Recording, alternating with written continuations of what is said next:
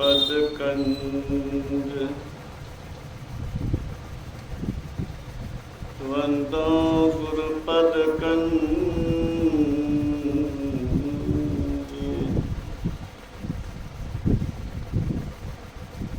कृपा सिंधु नर रूप हरि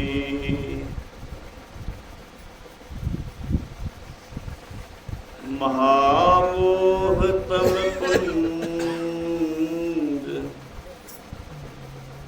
जासु वचन रवि कर निकर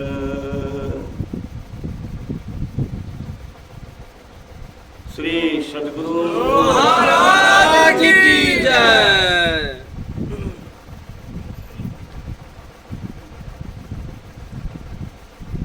प्राचीन काल में ऋषि लोग कुटिया में रहते थे और सम्राट जो है उस कुटिया में आकर के शीश नवाते थे। यह कुटिया भी वैसी ही है। 20 वर्ष पहले लगभग भी इस जगह हम लोग सत्संग किए। आया तो मैं यही देखा कि लगता है कि यही पर रूप भी नहीं बदला हुआ लगता है। कई बार यहाँ हम लोग डॉक्टर मेजर साहब आदि यहाँ आए हुए सत्संग किए हुए। सुनेलाल बाबू उनके भाईगण सौभाग्यशाली हैं कि ऐसी देवी सबरी के रूप में मैं उनको मानता हूँ। किसी न किसी जन्म में वह सबरी बन जाएगी, सबरी के बनने के पथ पर होती।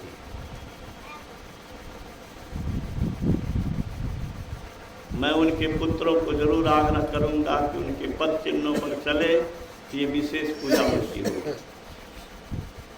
वैसे दुर्भाग्य है, विडंबना है। आज एक टहलने के समय एक विद्वान से मेरी भेंट हुई। उसने कहा ऐसा वायरस चला है, एक तो वायरस चला था कोरोना का, और दूसरा वायरस अंतःकरण को घायल करने वाला, अंतःकरण को बीमार बनाने वाला। वह वायरस क्या है? माता पिता को असहाय अवस्था में छोड़ देना, पति पत्नी अलग खाना बना। ये बहुत ही शर्म की बात है। अगर आपकी सास बूढ़ी अवस्था में अलग से खाना बना के खा रही है तो ये आपको शर्म होनी चाहिए। जिस पति पर आप गर्व करती हैं उस पति को किसने पाला? बीज को वृक्ष किसने बनाया? उसका फल आप खा रहे हैं, उसके फूल, उसकी छत्र छाया में आप रह रहे हैं। जिनके बदौलत, उनकी अवहेलना, उनकी उपेक्षा आज समाज में बुद्धिजीवियों के लिए चिंता का विषय बना हुआ है। आज एक विद्वान मेरे सामने एक बुजुर्ग हमको कहा, ये कुछ कह लो अहेस तक रह हुए, बेटा पुतों को मालूम है तो जो खाए लेते और सो लेते। मैं कहता हूँ ऐसे पुत्र को मर जाना अच्छा है। ऐसा पुत्र जीवित क्यों है? वह तो मरा हुआ ही है। बड़ी आवश्यकता है तो मैं उस पुण्यशीला परम भक्तिन साध्वी सरल स्वभाव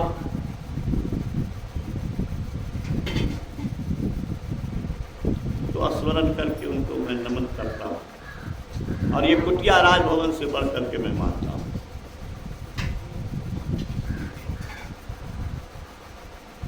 कबीर साहब ने कहा, नाम जपत दरिद्र भला, टूटी घर की छान, कंचन मंदिर जारी दे जहाँ गुरु भक्ति न जान।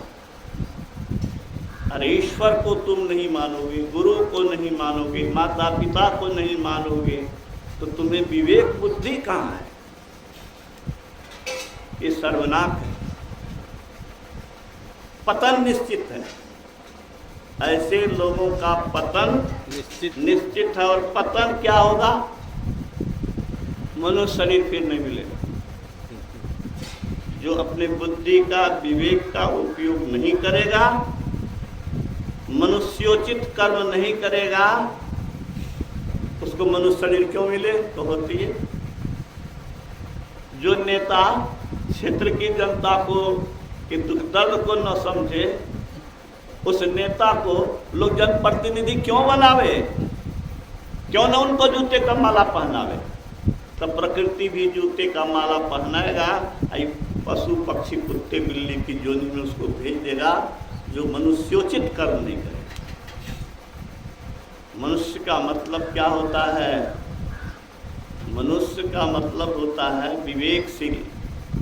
वह विचार सकता है, उसके पास ज्ञान है, वह आगे पीछे सोच सकता है, वह कल्याण के रास्ता पर चल करके अपना कल्याण और समाज का भी कल्याण, अन्य लोगों का भी कल्याण कर सकता है। जो अपना ही कल्याण नहीं करेगा, वो दूसरे का कल्याण क्या करेगा? और अपना कल्याण का मतलब क्या होता है? सुन लो यारो, अट्टालिका बनाना, करोड़ बैंक बैलेंस बना लेना कल्याण नहीं है। कल्याण है क्या? सारे दुखों से छूटने की व्यवस्था कर लेना, सारे दुखों से छूट जाना।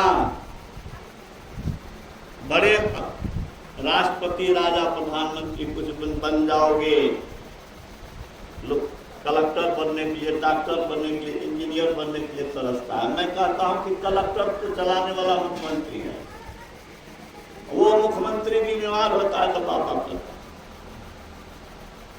बड़े बड़े लोग जो है संत के चरण में क्यों जाते हैं? इंदिरा गांधी हार गई थी, जेल गई थी, विश्व की प्रसिद्ध नेत्री थी, दुर्गा का अवतार उसको घोषित किया गया था। बांग्लादेश जब बना था, पाकिस्तान तो टुकड़े में बन गया था, लेकिन जब वह जेल गई तो कैसी महसूस करती होगी, कैसा अनुभव होता होगा? जो विश्व में फूल के माला से लादा जाए और वो आदमी को जेल में सड़ाया जाए, इंस्पेक्टर दरोगा उसको पकड़ के ले जाए, जो मुख्यमंत्री को प्रशासन करे, अपार शक्ति बाहर की दृष्टि से, भौतिकता की दृष्टि से, ऐसी स्थिति उनको आई तो क्या हुआ?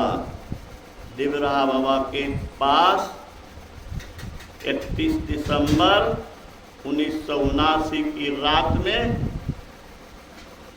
दिसंबर की आखिरी दिन, कैसी कड़ाके की ठंड होती है। कहाँ एसी में रहने वाली,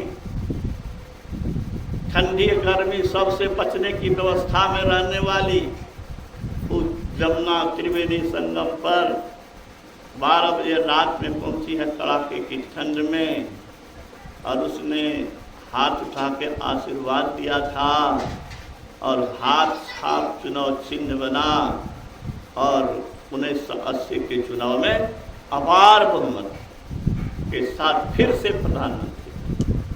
तो शून्य को शिखर पर पहुंचाने वाला, गूंगे को बाचाल बनाने वाला, दरिद्र को धनवान बनाने, कुबेर बनाने वाला अगर कोई है तो संत। मूकं करोति वाचालं, जो गूंगा है उसको बोली दे सकता है। पंगु लंघयते गिरिम, जो लंगड़ा है वह पहाड़ पर चढ़ जाएगा, उसको सब कुछ मिलेगा। मतलब दुनिया में कोई चीज असंभव नहीं है। वह असंभव काम संत लोगों ने किया है, और वह असंभव कार्य करने की क्षमता हम सब में है। आत्मा किसी की कमजोर नहीं है, अनंत अपार शक्ति युक्त सबकी आत्मा है। अंतर क्या है? अंतर है, कोई सोया हुआ है, कोई जगा हुआ है। कोई अंतर से बलवान है, कोई अंदर से कमजोर है। अंदर से जो कमजोर है वह रंडी के यहाँ जाएगा, वह शराब पिएगा, वह झूठ बोलेगा, वह दूसरे को ठगेगा। जो अंदर से मजबूत है वह मन को नियंत्रित करता है। स्वामी विवेकानंद की बात सुन लीजिए। विश्व के लोगों ने उनको शिरोधार्य किया। विश्व धर्म सम्मेलन में वहां के आयोजक ने कहा था, सूर्य के उदय होने पर कहीं तारे नजर नहीं आते। स्वामी विवेकानंद की द्युति के सामने आज विश्व के सारे विद्वान फीके पड़ गए। उस स्वामी विवेकानंद की बात सुनिए, उन्होंने क्या कहा। मनुष्य अपने इंद्रियों को नियंत्रित और संयमित करके ब्रह्म बन सकता है, या काम पशु नहीं कर सकता है। मनुष्य तभी तक मनुष्य है, बोले तो अंग्रेजी में वहां पर, लेकिन मैं हिंदी में कहता हूं। मनुष्य तभी तक मनुष्य है जब तक वह अपनी आंतरिक और बाह्य प्रकृति पर विजय पाने के लिए संघर्षशील, मन को नियंत्रित, संयमित, स्पष्ट करके आत्मशक्ति को जागृत करने के लिए जो काम करता है वही मनुष्य कहलाने का अधिकारी है। और जब तक ये काम कर रहा है तब तक वो मनुष्य नहीं करता है तो मनुष्य नहीं है। आखिर 39 वर्ष के उम्र में दुनिया से चले गए, उस आदमी के पास क्या ऐसा था कि विश्व के लोगों ने उनको शिरोधार्य किया। उनके पद चिन्हों पर चल करके ही हम आगे बढ़ सकते हैं। उनके पद चिन्हों पर, उनके बताए मार्गों पर, संतों के बताए मार्ग पर। सभी संत का मत एक है, इसलिए इसका नाम है संत मत। जे पहुँचे ते कही गए, सबकी एक बात, सबे सयाने एक मत, सबकी एक जात, कोई अंतर नहीं है। मोटर चला दीजिए, अंडरग्राउंड पानी निकलेगा, अभी घर जाएगा तो टंकी में कहाँ जाएगा? बोलिए, उसको बहकने नहीं देता है, तब वह टंकी में पहुंचता है और तब टंकी से हर नल में पहुंचता है। हम लोग भी इन इंद्रियों में अगर बहने देंगे चेतनधार को, क्या होगा? फिर ये तो चढ़ाई होगी क्या? और चढ़ाई नहीं होगी तो दूसरे में पानी सप्लाई कर सकते हैं, चेतन वृत्ति दे सकते हैं क्या? इसीलिए अभी आप सुन रहे थे, जो पाप कर्म में से निवृत्त नहीं है, इच्छाओं से बंधा हुआ है, भोग में आसक्त है, वह इस पद पर आगे नहीं बढ़ सकता है। जिस पुरुष को महाभगवान कहा गया वह कौन था? भगवान महावीर की वाणी सुनी गई।